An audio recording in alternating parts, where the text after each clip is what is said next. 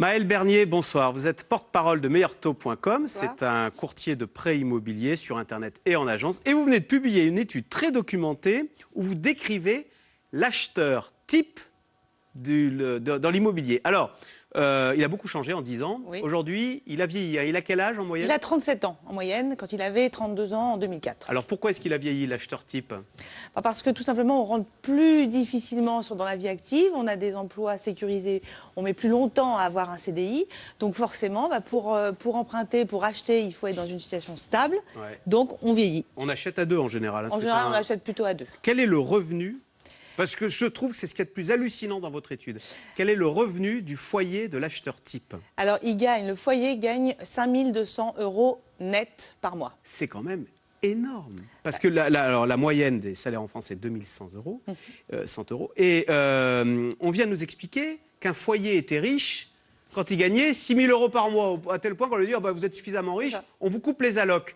Là, vous nous dites que pour acheter dans l'immobilier, il faut que le foyer gagne quasiment 6 000 €. Quoi.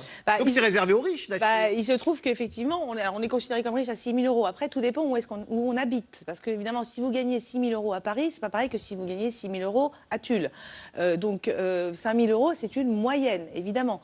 Il y a quand même des disparités, mais c'est vrai que l'emprunteur moyen s'est enrichi d'année en année. Voilà, puisque vous dites, effectivement, l'appartement qu'on achète, alors à Paris, il vaut 445 000. Voilà. À Tulle, je regarde. Donc, enfin, ce sont des grandes moyennes. Voilà. Hein. C'est 250 000 dans le Grand Ouest, enfin, etc. C'est ça. Mais pour 250 000 dans le Grand Ouest, vous n'avez pas du tout la même surface que pour 445 000 à Paris. Évidemment. Donc c'est là où c'est un peu paradoxal. À Paris, c'est 445 000 et on achète un combien de mètres carrés? On achète entre 50 et 55 mètres carrés avec les prix de l'immobilier actuellement. Donc on s'endette sur 20 ans dans un appartement où on ne pourra pas élever une famille. Ou qu'on sera obligé de revendre si la famille s'agrandit, évidemment. C'est-à-dire qu'en fait, on achète souvent avec l'idée de revendre derrière. Donc. En général, oui, les gens font ça. Ils achètent petit pour acheter plus grand derrière. D'accord. 445 000 €, il faut quand même avoir un apport. Quel est-il cet apport aujourd'hui? Alors, à Paris, le chiffre est encore plus hallucinant puisque l'apport moyen d'un Parisien intramuros, c'est à 175 000 €.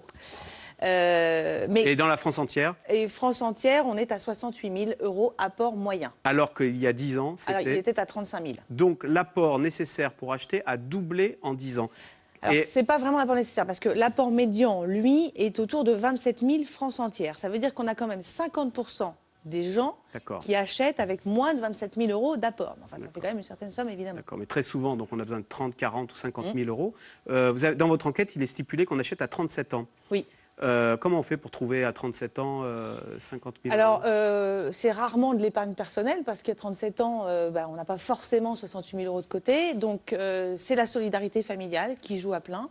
C'est-à-dire que c'est les parents, c'est les grands-parents qui donnent pour permettre, qui eux ont un peu d'épargne, pour permettre à leurs enfants d'accéder à la propriété. Donc, alors qu'on est marié avec des enfants, etc., il faut aller retourner chez papa-maman, faire l'aumône. Non, mais c'est assez terrible. C'est une réalité. La génération qui achetait dans les années 80, elle achetait avec rien du tout et ils rentraient dans la propriété très tôt, vers 25 ans. Et aujourd'hui, on a des gens qui ont 37 ans et qui, évidemment, font appel à la solidarité familiale, notamment dans les grandes villes, parce qu'ils n'ont pas le choix s'ils veulent acheter une surface pour y vivre. Est-ce que les banques prêtent facilement, elles jouent le jeu ou elles exigent des apports et un CDI, bretelles et ceintures, comme on dit? Alors, les banques, depuis la crise de 2009, elles exigent 10% d'apport. C'est-à-dire que vous devez financer ce qu'on appelle les frais de notaire, injustement d'ailleurs. Donc, ces 10%-là, c'est le passeport. Ensuite, plus vous avez d'apport, plus vous avez de chances d'obtenir un taux très très bas. Et évidemment, plus votre situation professionnelle est stable et même confortable, plus également vous aurez un taux très très bas. Rappelons qu'aujourd'hui, les taux, ils sont autour de 2,5 sur 20 ans, donc c'est des records absolus. Oui, mais les taux sont très bas, d'accord, mais l'immobilier est très haut. Donc, est-ce que vous conseilleriez, vous, aujourd'hui, les prix de l'immobilier ont plus que doublé, là, en 10 ans. Tout à fait. Alors vous allez me dire, c'est votre business qui est les transactions, donc vous allez dire, achetez, achetez, achetez, c'est bon pour mon business, mais à votre famille, là, à vos proches, vous leur dites, vas-y, continue d'acheter, allez, encore plus cher. Autour de moi, on achète, donc alors sans que je n'ai besoin de le dire, ce qui est vrai, c'est qu'il y a des grosses différences entre les villes. Par exemple, on a fait une étude récente où on avait dit, est-ce qu'il faut acheter ou louer? À Paris, pour un bien de 70 mètres carrés, vous allez mettre 20 ans à le rentabiliser par rapport au fait de louer votre résidence principale. À Lille, vous achetez 70 mètres carrés en moins de 2 ans si vous restez 2 ans propriétaire, On le revend. et même si vous restez dedans, vous n'avez pas perdu d'argent par rapport à la location. Donc il faut vraiment se poser la question dans les villes de province qui ont quand même des prix de l'immobilier qui, rappelons-le, dans la plupart sont quand même autour de 2 000, 2 500 euros, donc loin des 8 000 euros parisiens. L'immobilier a énormément augmenté et pourtant ça ne dégoûte pas les gens. Parce que souvent on dit quand les choses deviennent très chères, il y a moins d'acheteurs. On a l'impression que c'est toujours un rêve. Mais se loger, c'est quelque chose de viscéral. Et en plus, c'est très français, c'est très européen du Sud. La propriété, la pierre, les Français sont très attachés à la pierre. Et puis la démarche actuelle des gens, c'est de se dire, j'achète un bien immobilier, je ne sais pas comment sera ma retraite, je ne sais pas du tout ce que l'avenir me réserve, j'aurai au moins ce morceau de pierre, cet appartement ou cette petite maison qui va me rester et sur lequel j'aurais fait une épargne forcée. Puisque quand vous achetez, vous faites de l'épargne forcée. Vous remboursez un prêt, mais vous faites de l'épargne forcée. Cette peur de l'avenir qui nous pousse à acheter. Qui fait qu'on reste à des niveaux de transactions finalement assez bons. Or, il reste 45% de Français locataires, donc 45% de gens inquiets qui rêvent de devenir propriétaires. Inquiets ou qui ont une vie professionnelle qui fait qu'ils vont être mutés, mais bon. Vous, c'est une passion. Quand vous dites que vous travaillez dans l'immobilier, quelles sont les questions qu'on vous pose le plus? Alors toujours, la question principale, c'est quoi le taux en ce moment? Comment on emprunte? Et puis, est-ce que les banques prêtent? Bon, les taux sont historiquement bas, ça on l'entend sans arrêt. Oui. Vous les voyez rester bas ou pas? Parce que si les taux remontent, d'ailleurs, ça pourrait peut-être déclencher la fameuse baisse des prix qu'on attend depuis des années et des années. Mais qu'on attend et qu'on n'a pas vraiment vu. En 2008, quand les taux étaient effectivement supérieurs à 5%, on a eu des baisses. On a eu des ajustements, c'est-à-dire que des biens qui avaient été surévalués ont baissé. Aujourd'hui, on est vraiment dans un scénario de taux bas durable, c'est-à-dire qu'il n'y a aucune menace sur les taux. L'inflation est quasi nulle. L'État français emprunte encore à des taux très très bas. Donc les gens qui voudraient emprunter, qu'ils empruntent aujourd'hui, il n'y a pas une menace dans 3 mois de se dire les taux vont augmenter. Donc il faut que les gens soient très sereins là-dessus. On est dans une situation de taux bas durable. Et pourquoi est-ce inconcevable qu'en France, les prix chutent de moitié, comme c'est arrivé en Espagne ou en Irlande? Parce qu'on ne prête pas de la même manière en France et en Espagne. Justement, en France, en Espagne, ce qui s'est passé, c'est qu'on a prêté sur des très très longues durées à taux variable. Donc il y a des gens qui se sont retrouvés à ne plus pouvoir rembourser leurs prêts. En France, comme les prêts sont très sécurisés et qu'on prête finalement toujours un tiers des revenus, à taux fixe, il n'y a pas le même risque. Et puis il y a un besoin de logement évident. Donc il y a une génération maudite, c'est celle qui veut acheter maintenant, et puis il fallait être né dans les années 80, point barre. Non, mais on a l'impression... Ou alors avoir la chance d'avoir des parents ou des grands-parents qui ont, eux, mis de côté.